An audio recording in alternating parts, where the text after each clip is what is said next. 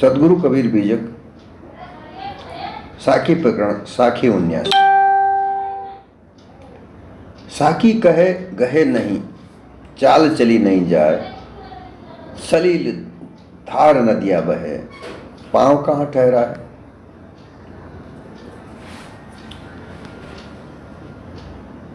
ये साखी रहनी और गहनी की बात कहती है। बिना रहनी और गहनी जीवन का बदलाव होता नहीं है।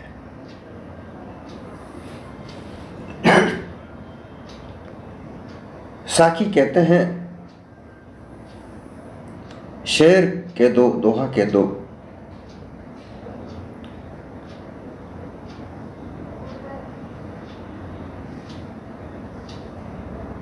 इसके माध्यम से जो विचार बताया जाता है। जैसे कबीरा हम पैदा हुए जग हंसा हम रोए, ऐसी करनी कर चलो जग हम हंसे जग रोए। ये एक साखी है, इसे दोहा भी कहते हैं, शेर भी कहते हैं। अब इसके द्वारा जो संसार को ज्ञान दिया गया सदगुरु कबीर ने कि है लोगों, जब व्यक्ति पैदा होता है, हर व्यक्ति जो भी जन्म लेता है तो वो रोता हुआ जन्म लेता है। अगर नहीं रोता है तो उसको रुलाया जाता है ताकि उसके अंदर की जो गंदगी होती है वो बाहर निकल जाए। और जैसे ही उसका रोना बाहर सुना जाता है तो सब लोग बाहर बैठे रहते हैं, वो हंसते हैं। कबीर साहब ने इस साखी के द्वारा ये कहा कि ऐसी करनी करो संसार में कि जब हमारा यहाँ से जाना हो, जब ये देह छूटे तो हम तो हंसें और लोग हमारे लिए रोएं। ये एक साखी है। इस साखी के माध्यम से कुछ निर्देश, कुछ उपदेश सदगुरु कबीर देते हैं कि ऐसी रहनी, ऐसे कर्म इस संसार में करो। यहाँ ये साखी ये कहती है साखी तो कहे। अब ये जो साखी सदगुरु कबीर ने कही कि कबीरा जब हम पैदा हुए, इसको कह के कि लोग बाग हर जगह कहा जाता है, हर जगह सुनाया जाता है, हर जगह गाया बजाया भी जाता है। जहाँ भजन गाए जाते हैं वहाँ साखी कही जाती है, परंतु इसके सार को कोई ग्रहण नहीं करता है। इसमें कहे हुए उपदेश को कोई ग्रहण नहीं करता है। बस कहने मात्र से अपनी गायकी, अपनी कलाकारी का प्रदर्शन करके इस साखी को कह जरूर देते हैं, लेकिन उसको ग्रहण नहीं करते। यही बात इसमें बताई जाती है कि ये संसार, इसमें ज्ञानी गुणी जन लोग अपनी अपनी बात तो कहते हैं परंतु उसको धारण नहीं करते।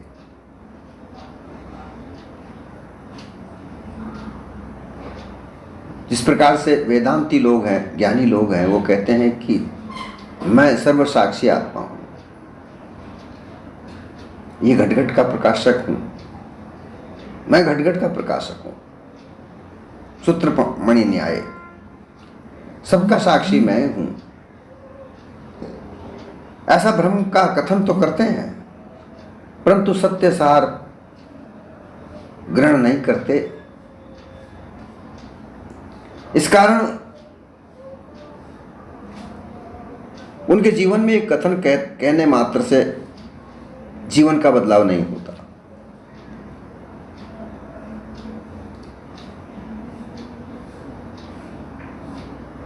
बगुला एवं काग की चाल चलने से जीवन में बदलाव नहीं होता।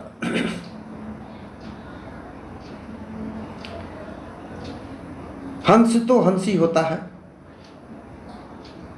हंस की रहनी, हंस की गहनी, हंस के कर्म जब तक नहीं करेंगे तब तक परीक्षक नहीं बन सकता।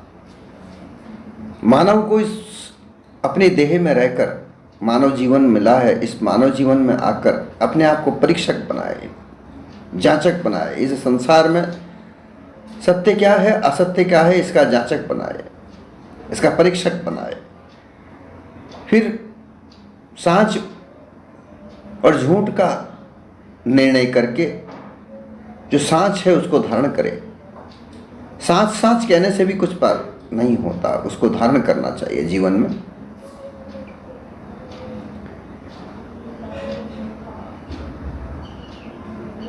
कवि का जो रहनी सहनी होती है वो चंचल होती है, वो यहाँ से वहाँ उड़ता है, उसकी बोली भी कड़वी होती है, वो हमेशा विष्ठा पर ही लक्ष्य रखता है। ऐसी रहनी सहनी से, अगर ऐसी रहनी और गहनी मानव की है तो वह भी अपना कल्याण नहीं कर सकता। वो लालची प्रवृत्ति का व्यक्ति धन कमाने के ओर उसका धुन सवार होती है, परंतु वह कल्याणकारी कार्य नहीं कर सकता। इसी प्रकार से जो बगुला है, बगुला भी कुंठित विचारधारा को लेकर एक ताल से दूसरे ताल, एक ताल से दूसरे ताल भटकता रहता है, और जहां मछलियां होती हैं उन मछलियों को वो खाता रहता है। लालची प्रवृत्ति के लोग, लोभी लोग, लालची लोग केवल अपना स्वार्थ सिद्ध करने के लिए विभिन्न प्रकार के मतपंथ का निर्माण करके, विभिन्न प्रकार के ढकोसलों का निर्माण करके, विभिन्न प्रकार के दिखावे का निर्माण करके वो केवल अपना स्वार्थ सिद्ध करते हैं। इससे किसी का कल्याण नहीं होता।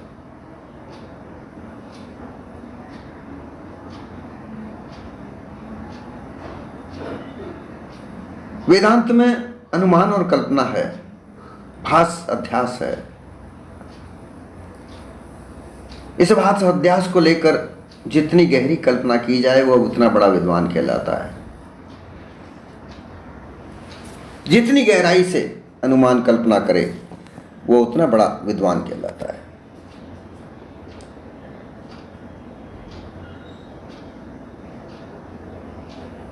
वाणी कल्पना मैं सर्व साक्षी में आत्मा हूं, इतना ही कहने मात्र से मुक्ति पद नहीं प्राप्त हो सकती, स्थिति ठहराव कुछ मिलता नहीं है।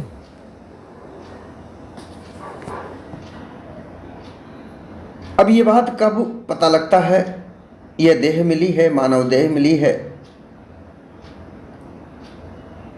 और ये मानव देह एक दिन बिछड़नी भी है, बिगड़नी भी है। जो बनता है वो बिगड़ता है। इसलिए जब ये देह बिगड़ने का समय आता है, बिगड़ने का समय आता है, तब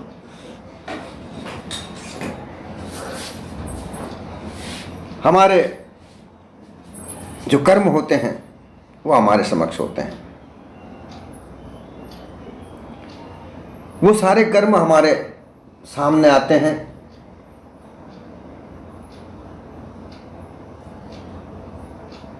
और वो कर्म हमें बड़े व्याकुल करते हैं। जब इधर तो शरीर छूटने का टाइम होता है और इधर वो कर्म हमें परेशान करते हैं, तब पता लगता है कि हमने कोई अच्छे कार्य नहीं किए, क्योंकि विभिन्न प्रकार के रोग हमें सताते हैं। हमारे चारों तरफ लोभी लालची लोग, हमारे पुत्र खड़े हो जाते हैं और वो कहते हैं कि जो भी तुम्हारा धन है वो तो हमें दे जाओ, तुम्हारे जाने के बाद हमें प्राप्त नहीं होगा। वो बस एक ही आस लगाए खड़े रहते हैं कि जो भी कुछ तुम्हारा धन है वो हमें दे जाओ। कोई कहता है हमें इतना दो, कोई कहता है हमें इतना दो। जो अर्धांगिनी होती है वह भी तुम्हारा साथ नहीं देती। सब कहते हैं कि इन पुत्रों को जो भी तुम्हारे पास है वो सब दे जाओ, और ये बातें उसको सताती हैं। बहुत से लोग ऐसे होते हैं जिनका बहुत बुरा हश्र किया होता है, उनके साथ बहुत कुछ बुरा किया होता है, वह व्यक्ति वह बद्दुआ देता है जहाँ के जहाँ मरे, मेरे साथ में ऐसा बुरा किया। ये सारी बातें उसे सताती रहती हैं। ऐसी स्थिति में शांतिपूर्वक सहजता से देह को भी नहीं छोड़ सकता। तब पता चलता है स्वर्ग और नरक कहीं नहीं मिलता, जीते जी ही मिलता है। सर्वसाक्षी हूं, मैं आत्मा हूं, मैं ब्रह्म हूं, ऐसा कहने मात्र से जीवन का कोई कल्याण नहीं, क्योंकि ब्रह्म, आत्मा, ईश्वर ये सब काल्पनिकता है। ये कोई सत्य यथार्थ वस्तु नहीं है, क्योंकि इसको कभी देखा नहीं गया। परंतु गुरुआ प्रपंचियों ने अपने अपने मत के अनुसार इन मत पंथों को निर्माण करके लोगों को इनमें भरमाया है, और भरमा कर उनके जीवन में कभी सुख नहीं दिया, कष्ट ही कष्ट दिया है।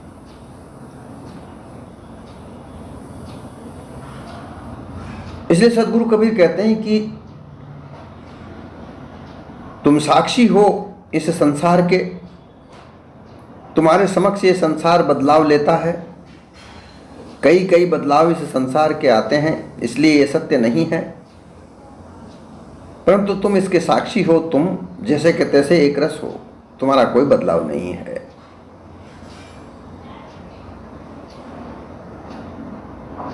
जिस प्रकार से तुम सत्य, निराधार,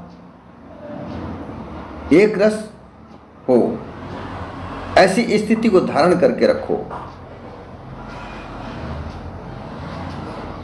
परंतु तुम कल्याणकारी कार्य को समझकर अनुमान कल्पना में बहे जा रहे हो,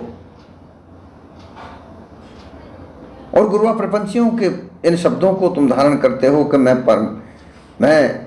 परिपूर्ण व्यापक आत्मा हूं। ऐसे धोखे में पड़े हुए हो। ऐसी स्थिति में सलिल वेगवती नदी का पानी, वाणी कल्पना, सलिल धार की नदियां बह, अर्थात जो काल्पनिक वाणियां इस संसार में बह रही हैं, इन वाणियों के धार में तुम कहां टिक पाओगे? तुम टिक ही नहीं सकते। इन काल्पनिक वाणियों के तेज धार के पानी में तुम आवागमन के चक्रव्यूह में बहते चले जाओगे।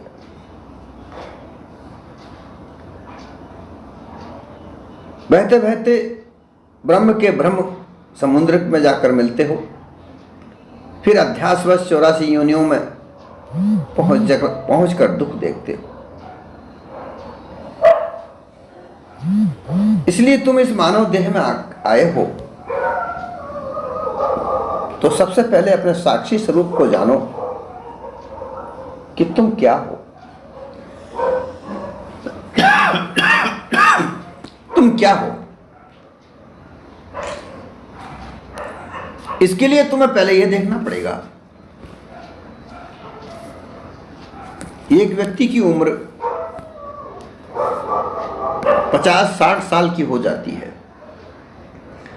वह 50-60 साल की उम्र में इस संसार के कई बदलाव को देखता है। कितनी बार ये संसार बदल जाता है, परंतु वो नहीं बदलता,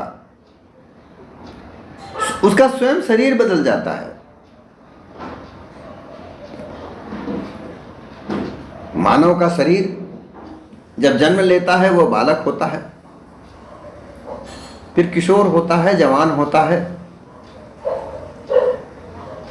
बूढ़ा होता है, अंत में उसकी देह छूट जाती है, जर्जर हो जाती है।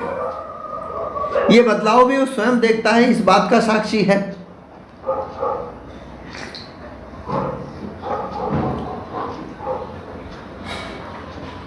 ये प्रत्यक्ष साक्षीपना उसने नहीं देखा, हालांकि देखता है परंतु उसके ऊपर कभी गौर नहीं किया। लेकिन काल्पनिकता में बनाए हुए आत्मा, परमात्मा, ईश्वर, ब्रह्म, इनका साक्षी मानता है, जो किसी कल्याणकारी कार्य में नहीं आते।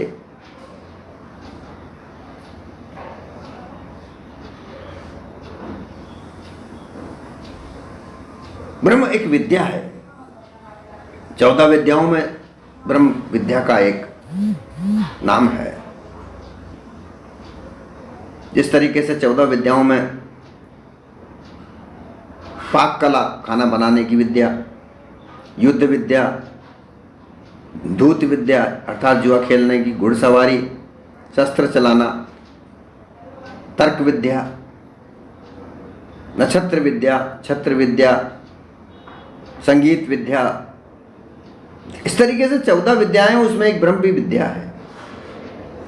परंतु इन ब्रह्मवादियों ने उस ब्रह्म की व्याख्या अलग अलग करके, कोई कहता है, शंकराचार्य ने कह दिया अद्वैत ब्रह्म, रामानुजाचार्य ने कहा विशिष्ट अद्वैत ब्रह्म, यमुनाचार्य जी ने कह दिया द्वैत ब्रह्म, माधवाचार्य जी ने कह दिया द्वैताद्वैत ब्रह्म। मतलब ब्रह्मसूत्र एक ग्रंथ है, उस ग्रंथ की व्याख्या करके इन आचार्यों ने अलग अलग तरह से ब्रह्म की व्याख्या की गई। 5 प्रकार के ब्रह्म सिद्धांतों को रख दिया गया। इनकी मति एक जैसी नहीं हो पा रही है, तो वो सिद्ध कैसे हो सकता है, वो सच्चा कैसे हो सकता है?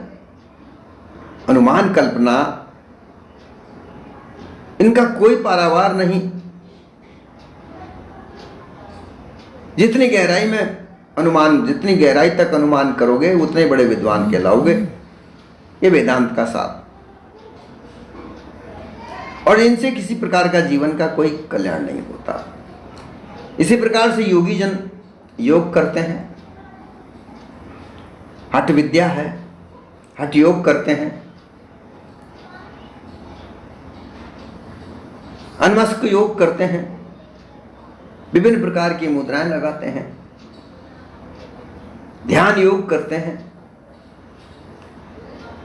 परंतु इस योग में क्या देखते हैं? उनसे अलग कोई करता,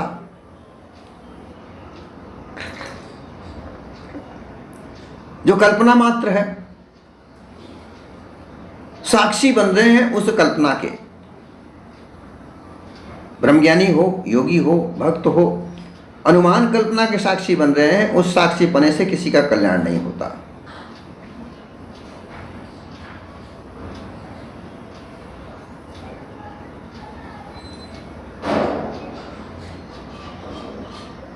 तो फिर कल्याण कैसे?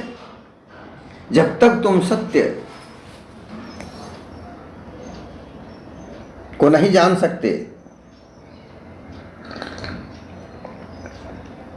सत्य क्या है ये नहीं जान जाते, फिर तुम्हें पता लगेगा कि मैं साक्षी किसका हूं। इस संसार में सही क्या है, झूठ क्या है, ये तुम जब तक नहीं जान दे,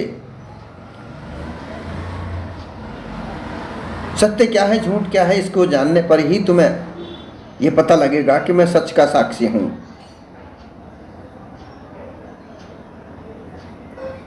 साक्षी का मतलब गवाह भी होता है। मेरे समक्ष ये कार्य हुआ है, मैं इसके लिए ऐसा कह सकता हूं, ये साक्षीपना। तो साक्षीपना तुम्हारे सामने संसार बदलाव लेता है, बदलता है। कितनी मान्यताएं बदलती हैं, कितने व्यवहार बदलते हैं, किसका कितने प्रारूप बदलते हैं, इसके साक्षी तुम हो। अरे संसार किसी और ने नहीं बदला है, तुम नहीं बदला है। तुम्हारी मान्यताएं बदलती हैं, इसके साक्षी तुम हो।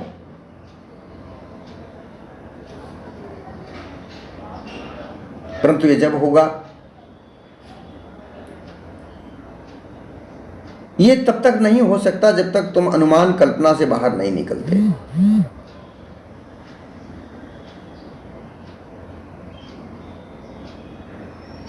ये जो अनुमान कल्पना है, ये अनुमान कल्पना ही तो है, इसको कोई प्राप्त नहीं किया जा सकता।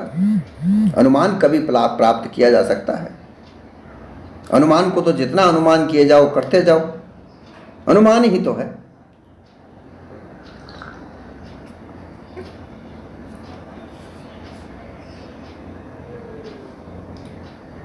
मानव तन के अंदर आकर तुम्हारा कर्तव्य यह बनता है कि तुम विभिन्न प्रकार के जो बंधन तुमने बांधे हैं, और ये बंधन है मोह से बनते हैं, क्योंकि मोह से ही संसार की रचना होती है। मोह बगैर संसार की रचना नहीं होती, इसलिए मोह का बंधन बनता है। इस मोह के बंधन को तुम त्यागो। मोह का बंधन कब त्यागोगे? जब तुम सत्य यथार्थ ज्ञान को प्राप्त कर लोगे। और सत्य यथार्थ ज्ञान अनुमान कल्पना के मार्ग पर चलकर प्राप्त नहीं हो सकता, वहां तो अनुमान कल्पना ही मिलेगी।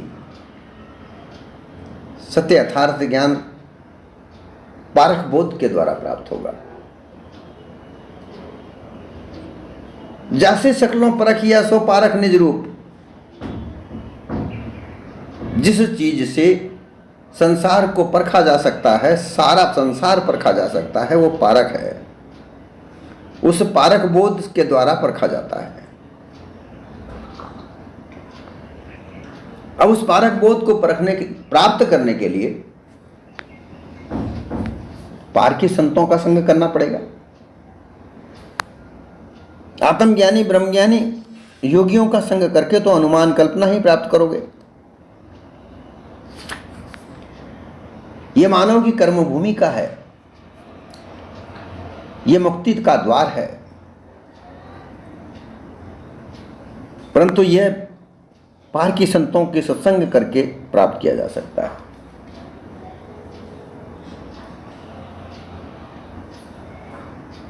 पारखी संतों का सत्संग करके तुम ये जान सकते हो कि अनुमान कल्पना क्या है। काल संधि झाई,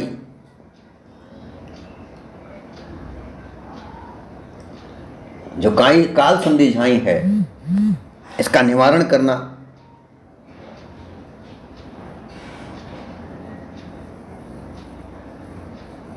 काल नदी या महाकाल,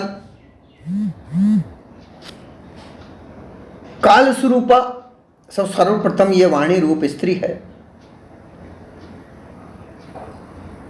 तुम इसके विभिन्न जाल में फंसे हुए हो, इसको निकालो, यहां से निकलो।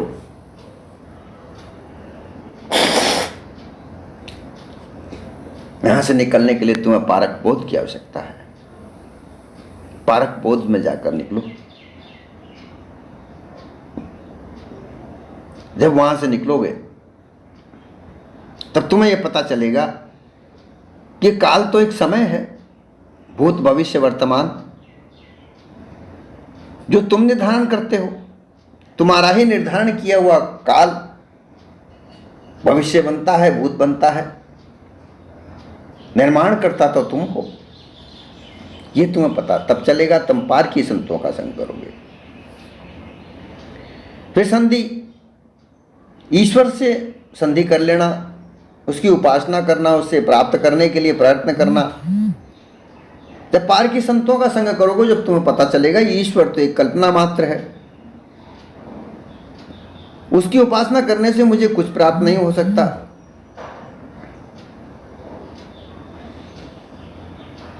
फिर झाई, ब्रह्म को झाई कहा जाता है। ब्रह्म एक सबसे ऊंची कल्पना है, अनुमान है, जहां पर पहुंचकर आदमी नीचे ही गिरता है। जैसा कि कितना ही ऊंचा पर्वत पर चढ़ जाए लेकिन उतरना तो वापस पड़ता है, उसी प्रकार से ब्रह्म की ऊंचाई तक पहुंचने के बाद वापस नीचे ही गिरना पड़ता है। आवागमन के चक्रों में जाना ही पड़ता है। पारख बोध में ना ऊपर चढ़ना है ना नीचे गिरना है। यहां जीते जी मुक्ति मिलती है, अर्थात जीवत बंधनों से मुक्त हो जाना, मरने के बाद मुक्ति मिलेगी, ऐसा ये वेदांती लोग कहते हैं, जो झूठा विश्वास दिलाकर लोगों को भ्रमित करते हैं। लेकिन यहाँ पारक बोध में जीते जी मुक्ति मिलती है, यथार्थ में मिलती है, और उसका अनुभव भी मिलता है।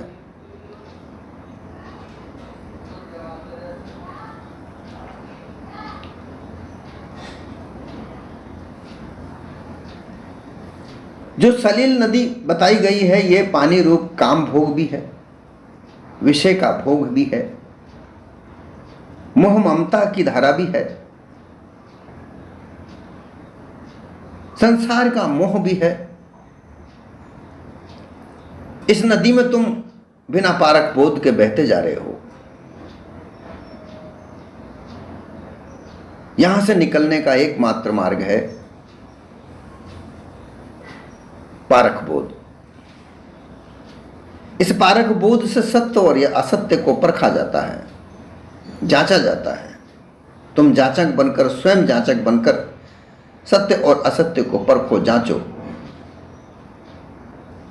अनुमान कल्पना में पढ़कर किसी अन्य के हाथों अपना जीवन मत सौंपो। लोग बाग कहते हैं अब सौंप दिया है, इस जीवन का हर बार तुम्हारे हाथों में। तो तुम क्या कर रहे हो भाई? ये जीवन तुम्हारा है, तुम इसे जांच होकर, परीक्षक होकर जियो। जो सत्य है उसे धारण करो, असत्य का त्याग करो। और ये सब रहनी गहनी करनी पड़ेगी। इसमें ऐसा भी नहीं होता कि तुम कहने मात्र से ही वैसे हो जाओगे। सच क्या है इसको जानकर फिर उसे धारण करो। अर्थात सच यह है कि झूठ नहीं बोलना चाहिए, तो सच बोलो, कभी झूठ मत बोलो। धैर्य को धारण करो, कभी अधीर मत हो जाओ। दयावान हो जाओ, कभी भी जीव हत्या ना करो। शीलता धारण करो, अर्थात नम्रता धारण करो। अपने शब्दों में कोमलता लाओ, मधुरता लाओ। इनको बगैर धारण किए तुम्हारा जीवन कल्याणकारी नहीं हो सकता।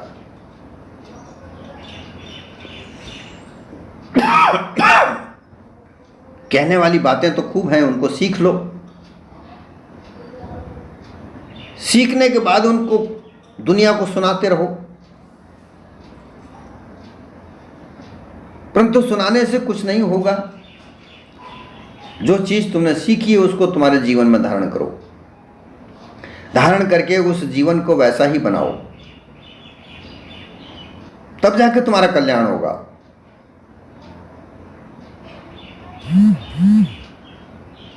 लोग मंदिरों में जाते हैं, पूजा करते हैं, रामायण सुनते हैं, भागवत सुनते हैं, गीता सुनते हैं, परंतु उनके उसमें जो वचन आते हैं उनको कोई धारण नहीं करता। और उनमें वचन भी हैं तो काल्पनिक हैं, अनुमान है,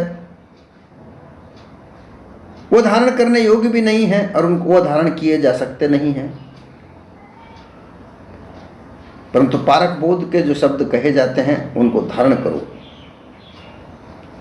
जब तक तुम उन शब्दों का धारण नहीं करोगे तब तक तुम किसी भी प्रकार का कल्याण नहीं पा सकते। तब कहा सलिल धार नदिया बहे, पांव कहां ठहरा। तो तुम्हारी कर्म भूमि है, उसको जानो, जो तुमसे छुपा दी गई है। तुम्हें वो बताई नहीं जाती कि तुम्हारी मानव देह कर्म भूमि है। इस कर्म भूमि में अपना पांव ठहरा कर सत्य असत्य को परखो, जांचो और फिर उसे धारण करो।